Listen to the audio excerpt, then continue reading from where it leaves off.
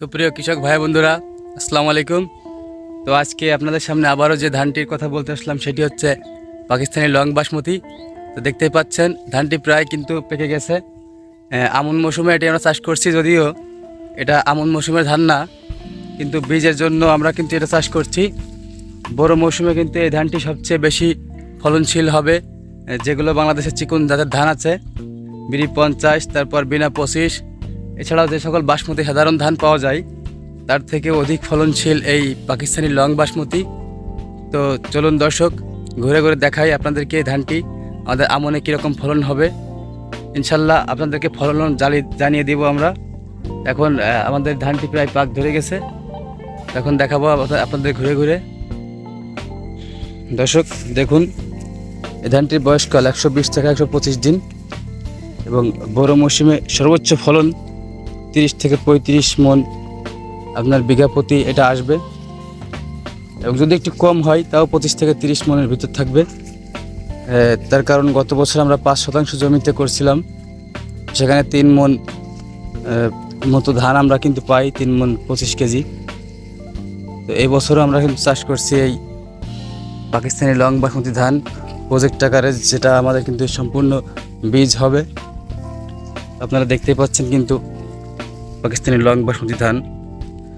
আপনি যদি দেখাই কাছ থেকে, এক একটা শীষ কিন্তু অনেক লম্বা, শীষগুলো অনেক লম্বা হয় এবং চিটার পরিমাণ কম, যেহেতু এটা আমন মৌসুম, আমনে একটু চিটা বেশি হয়। তারপর আরেকটা গুরুত্বপূর্ণ কথা বলে রাখি, সেটা হচ্ছে যে আপনার কিছুদিন আগে কিন্তু 3 দিনের একটা নিম্নচাপ গিয়েছে, তখন এই ধানটি ফুল ছিল, তার কারণে হালকা একটু চিটা হয়েছে। আপনারা জানেন ঝড় বৃষ্টিতে কিন্তু ধান যখন উলট পালট হয় তখন ধানটি চিটা হওয়ার সম্ভাবনা বেশি থাকে।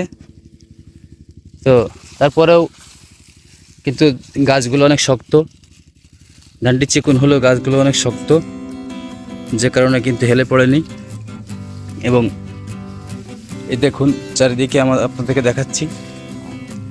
আপনারা যদি আমাদের কাছ থেকে পাকিস্তানি লং বাসমতি ধানের বীজ নিতে চান, তাহলে অবশ্যই আমাদের স্ক্রিনে দেওয়া নাম্বারে যোগাযোগ করবেন। আমাদের ঠিকানা সততা বীজ ভাণ্ডার, শালিখা, মাগুরা।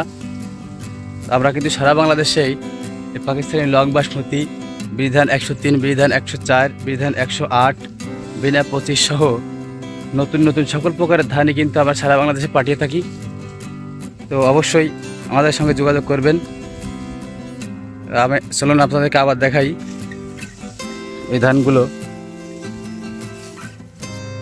দেখুন একটা শীষ আমি আপনাদেরকে দেখাই।